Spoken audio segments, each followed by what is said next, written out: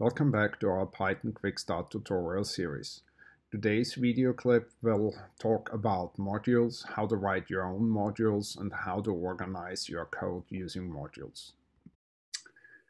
With this, I want to go back, and I told you yesterday I'm not covering the modules in a step-by-step. It's a bit self-study, but I want to show you a few things out of the modules that are useful. There are a few things that we already used, and we used it in one exercise. We say, if we need an extension, we can say, hello, I can take an extension and switch to a different package that behaves similar. When we did this, to switch from math to CMath, we had to change this and say, hey, here is CMath and here is math. If I want to switch all the signs and all the cosines, I forgot to tell you this trick. And that is to say, if from math, import pi and cosine, and then I only need to use cosine in the code. If I would switch this one character, all my cosine functions are now complex operations, and now back they are floating point operations. So that can be extremely useful. That's a good trick. The other part is, and a few people ask me, how do you do things once your code gets big? Your code gets big, start taking files into separate objects into separate files. And I have here an example that I want you to look at. In this example, I created a point class, and the point class, you can actually execute this line code. It's just displaying the file. I don't even want to execute it. What I'm looking for is a file that's called point.py. And this file is here. It's distributed, so it's on your disk. You can look at this file directly. This is a Python file, but there's something special to this Python file. And what special about that Python file is, I am defining the point class, but there is, strictly speaking, not a single executable line in here, because that's also a definition. That definition for me is actually the one that says, show how this class is being used. And then I describe it is that if construct, that's my only executable line in here. And that says, if I execute this file directly, run the demo. If I do not execute that file directly, and that's what I'm doing, if I just want to use the defined point classes, I do this. I say from the file point.py, import everything. Star means everything. Well, I could say import point, then I would have to write point.the point class. But in this file, I am defining that uppercase point class in here. And I'm not using it while, in my Jupyter, at the moment I import that, that's the same thing as now I have the definition. So now I can just create a point object and print it, and it worked. And that way I can keep my notebook clean and readable, or I can use this in other files. And if I change it here, I need to re-import, and I have all the new definitions. But the important part is these individual files should only contain one class per file, makes the files shorter, makes the code readable. And if I have 100 different classes in my project, I have 100 files, and all I have to do is at the top of my file that's actually doing the execution, I have to add that import. That's the important thing. There's another thing that I wanted to show you briefly, And that is, if we go back out here, I showed that yesterday. If you go in your Jupyter Notebook overview, upper right is a new tab. There's your terminal. We done that yesterday. If you go in the terminal, on Windows it's there, on the Mac and on Linux it's ls, where we see all our files. There is a file, so I made a file here, hello.py.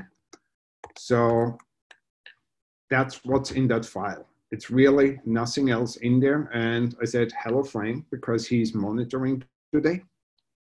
How do we run that file? It will be pretty simple. We want to execute it with Python. So we all have Python on our machine. I just type Python space, and then the file name, hello.py. And you see, it printed it. It just executed that file. That's how you can do it without Jupyter Notebooks. And that's the way how you execute things on the HPC system remotely. So very simple things to work with. I can execute this. Imagine that's the same way how you execute OpenSeas if you have a finite element calculation that you want to do. But the nice thing is, how do you start OpenSeas from within Python? If you're on the remote system, if you do a parametric study, and that's the last thing I wanted to show you on this one, there's a class that's called subprocess. So while you are running Python, or in this case, we run Python, I want to execute what I've just done here. I want to execute this Python hello.py. Yeah. So how does it work? One word, space separates the word. So if you have file names with spaces, you need to put them into quotes because otherwise it's not interpreted as a separate word. This is my second word. There are complicated commands that, for example, you put extra options in there. This one's being ignored because my code didn't read that. But you could have, in this case, it would be one word, two words, a third word in there. In Python, all we have to do is I create here a list. It's a list of strings. The first string is the first word in this command line. The second string is the second in this command line. So here I'm executing point. It's a different class. We can change that and execute hello.py that we see that this works. So I create here a list of all the words in my command. I did this trick with a variable executable because Python or Python 3 is the command on the Mac. And on some Windows system, you may have to type python.exe or python3.exe. So the command may be platform dependent. And I'm using here another package that allows me to ask which operation system we have. The Unix systems are POSIX compatible, so OS name on Linux and on the Mac return POSIX. And so I say, okay, they use the same logic, otherwise use the Windows logic. And then if you want to execute this command, you use from the subprocess package, subprocess.run, that execution. So this would be the minimum command that executes it. If you modify files, once it's done, it's fine. If you want to know what the output of that program is, then you need to tell capture the output and set this to true. By default, it wouldn't do anything. And that output goes to output. Output, and let me modify that here. I add print out that we see what's the variable. and it looks like I need an extra new line to even see what's going on here.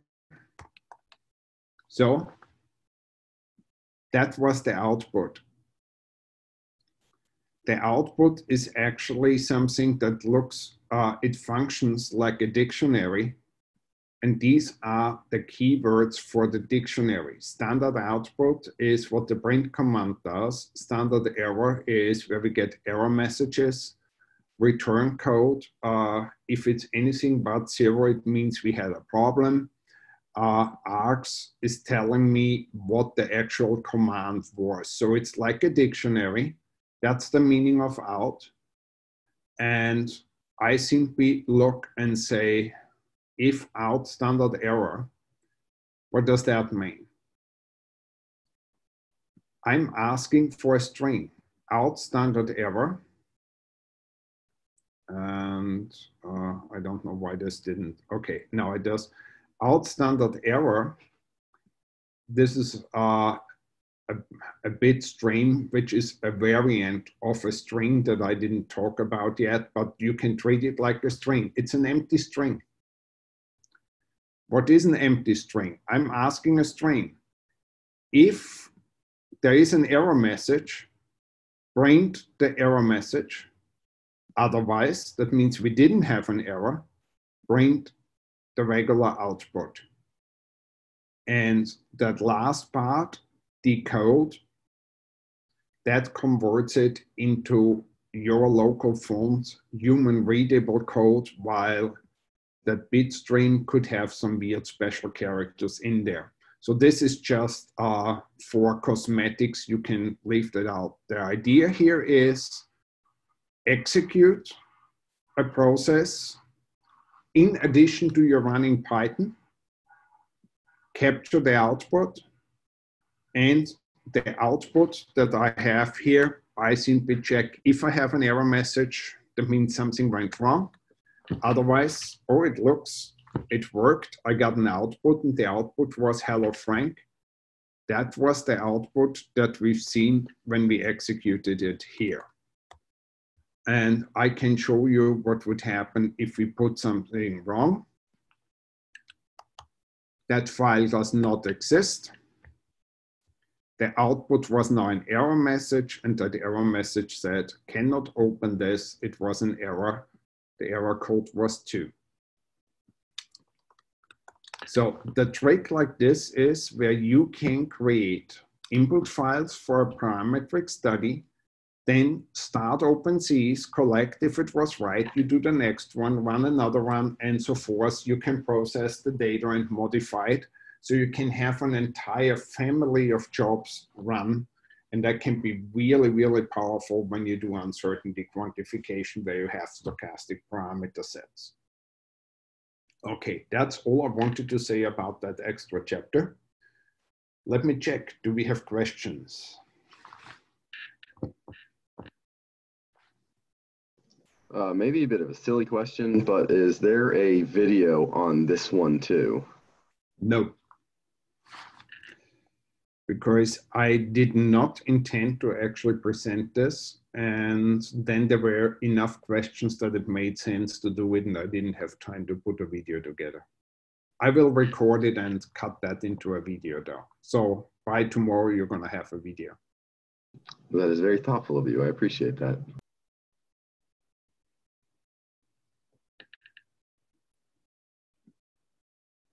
Okay, how are we doing? Other questions? So any program that could be run using terminal should be executed like this, right? Like for example, any RS, even RS script or like OpenSys, as you said, right? Anything that you can run from the command line, which basically is pretty much anything. You can run pretty much anything from the command line.